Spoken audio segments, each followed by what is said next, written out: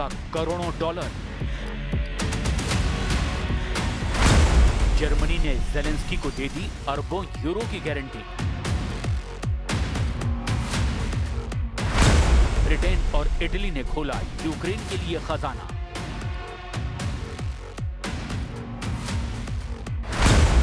रूस की दौलत से युद्ध जीतेंगे ज़ेलेंस्की।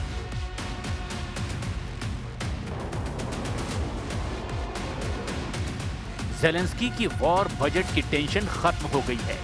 अब यूक्रेन को हथियारों की कमी नहीं पड़ेगी। अब यूक्रेन रूस से हर फ्रंट पर डटकर मुकाबला करेगा। मगर यही बात सबसे खौफनाक है, क्योंकि पुतिन ने ज़ेलेंस्की के मास्टरों को दहलाने का ऐलान कर दिया है। पुतिन ने साफ साफ जो कहा है वो सुनकर तो नेटो लीडर सन्न पड़ गए हैं। पुतिन ने यूरोपीय देशों को नया नाम दे डाला है। साथ ही ये धमकी दी है कि रूस के दुश्मनों का अंत बेहद खौफनाक अंदाज में होगा। Они разрушат, развалят. А европейские подсвинки тут же включились в эту работу прежней американской администрации в надежде поживиться на развале нашей страны.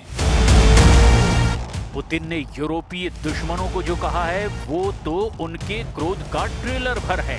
मिस्टर प्रेसिडेंट भयानक गुस्से में हैं और वजह कई हैं। पुतिन को भड़काने वाले लीडर भी कई हैं, लेकिन यूरोपीय देशों में पोलैंड सबसे आगे है, जिसने रूस के खिलाफ पैट्रियट मिसाइलों को तैनात कर दिया है।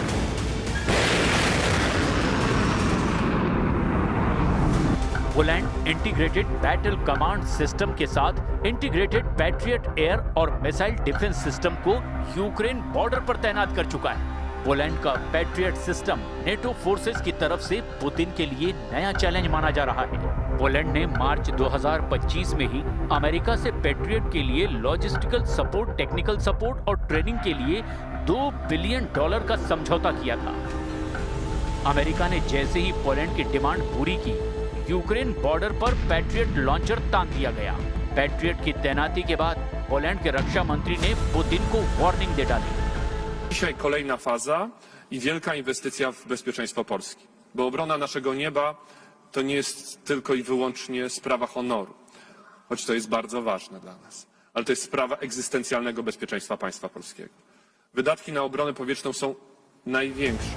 पोलैंड ने अमेरिका के हथियारों से पुतिन से टकराने की तैयारियां शुरू कर दी है। पोलैंड नेटो के डिफेंस बजट में बम्पर बढ़ोतरी का ऐलान कर चुका है। उधर फ्रांस, जर्मनी, ब्रिटेन और इटली के भड़काने पर ज़ेलेंस्की ने रूस पर अब नए सिरे से हमला शुरू कर दिया है। ज़ेलेंस्की ने पुतिन पर नया आरोप लगाकर हड़कंप मचा दिया है। Настрій Росії бачити і реагувати на нього. А коли у них саме такий настрій, то й дипломатію вони будуть підривати, намагаючись різними дипломатичними формулюваннями, тиском по тому чи іншому пункту в документах. एक तरफ जब पुतिन युद्ध समझौते के लिए तैयार हैं, तब उन पर 2026 में युद्ध लड़ने की तैयारी के आरोप लगा दिए गए हैं। ज़ेलेंस्की ने बर्लिन मीटिंग के बाद रूस पर फिर से निशाना साधा। ज़ेलेंस्की ने कहा कि अमेरिका दावा करता है कि रूस युद्ध रोकना चाहता है, लेकिन जो संकेत मिल रहे हैं वो बिल्कुल अलग हैं। रूस की मानसिकता को समझकर उसके हिसाब से कार्रवाई की जानी चाहिए। रूस कूटनीति को अहमियत नहीं देता और वो बस यूक्रेन और यूक्रेन के लोगों को तबाह करना चाहता है। ज़ेलेंस्की ने रूस पर नया हमला उसके फ्रीज खजाने को हासिल करने के मकसद से शुरू किया है। ज़ेलेंस्की ने मांग की है कि रूस के फ्रीज हुए फंड यूक्रेन को दिए जाएं, जिससे वो अमेरिका से हथियार खरीदने का बजट बढ़ा सके। यूरोपीय यूनियन और नेटो देशों ने यूक्रेन को पिछले साल से ही वायदा किया था कि उन्हें युद्ध बजट की टेंशन नहीं होने दी जाएगी। हालांकि दिसंबर 2025 आते आते यूक्रेन की हालत बहुत ज्यादा खराब हो चुकी है।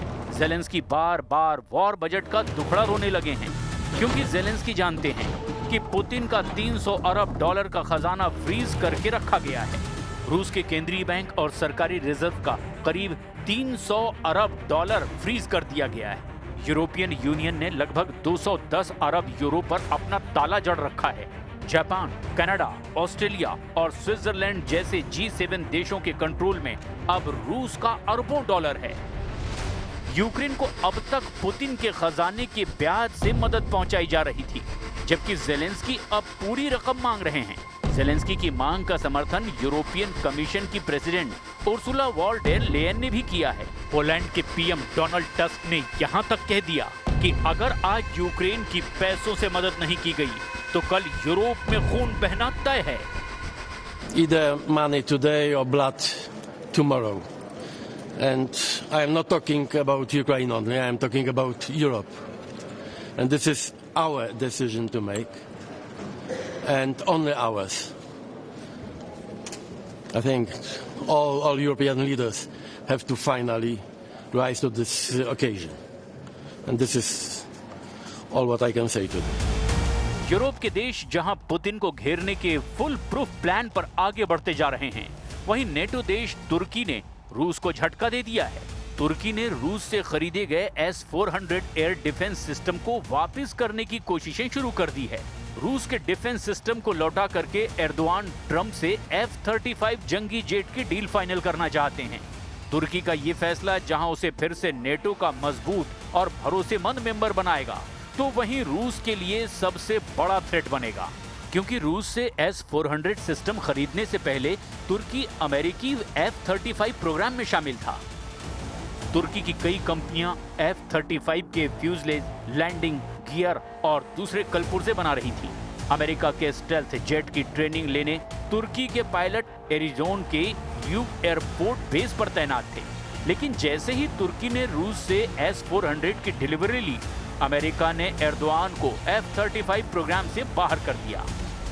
10 साल बाद अब फिर से एर्दोआन ने ट्रंप से F-35 डील लगभग फाइनल कर ली है। ट्रंप के कहने पर ही एर्दोआन पुतिन को S-400 लौटाने को तैयार हुए हैं। जाहिर है कि नेटो में तुर्की का ये धमाकेदार कमबैक होगा। वहीं रूस की टेंशन भी बढ़नी तय है, क्योंकि रूस की अगली टक्कर सीधे सीधे नेटो से मानी जा रही है। तुर्की की सेना बहुत बड़ी है। तुर्की के फाइटर ड्रोन दुनिया में सबसे घातक माने जाते हैं। तुर्की को नेटो के ज्यादातर देशों से युद्ध का अनुभव ज्यादा है। नेटो के आर्टिकल 5 की मजबूती के चलते एर्दोआन को रूस के खिलाफ युद्ध में उतरना पड़ेगा, जिससे रूस को यूरोपीय अखाड़े में तगड़ी टक्कर मिल सकती है। यूक्रेन में चल रही जंग को लेकर काया कैलास की वार्निंग बहुत ज्यादा खतरनाक है। वो यूक्रेन में होने वाले हर धमाके में पुतिन के इरादों की छाप साफ साफ देख रही हैं। यही वजह है कि काया कैलास ने बताया कि पुतिन के टारगेट पर यूरोप के कई देश हैं, जिन्हें वो यूक्रेन के साथ निगल लेना चाहते हैं। पुतिन के टारगेट पर इस वक्त यूरोप के 4 बड़े देश हैं, जो लगातार जेलेंस्की की मदद कर रहे हैं।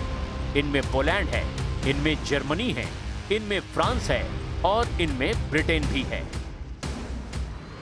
What we have to keep in mind is that why countries want to be in NATO is because they don't want Russia to invade them, to attack them, and that's why Sweden and Finland joined NATO. That's why the Baltic states joined NATO to have this defense umbrella. Germany के विदेश मंत्री ने 25 नवंबर को दावा किया था कि रूस अगले 4 साल में किसी नेटो देश पर हमला कर सकता है, लेकिन पुतिन के इरादे देखकर लगता है कि रूस शायद इतना लंबा इंतजार ना करे। पुतिन की वार्निंग ने पूरे यूरोप में कोहराम मचा दिया है। पुतिन ने वार्निंग दी है कि अगर यूरोप युद्ध शुरू करता है तो सब कुछ इतनी जल्दी खत्म होगा कि बातचीत करने वाला कोई नहीं बचेगा। पुतिन का दावा है कि यूक्रेन में रूस सिर्फ सर्जिकल ऑपरेशन कर रहा है, यानी एक दायरे में ही जंग हो रही है।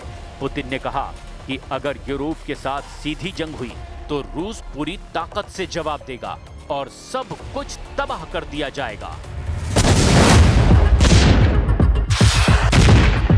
पुतिन के तेवर फिलहाल तूफानी हैं, बहुत तूफानी। उन्होंने यूरोपीय देशों के नेताओं का नामकरण तक कर दिया है। पुतिन ने दावा भी किया है कि दुश्मनों की भीड़ कितनी भी बड़ी क्यों ना हो, रूस को उसके मिशन से वो टस से मस नहीं कर पाएंगे।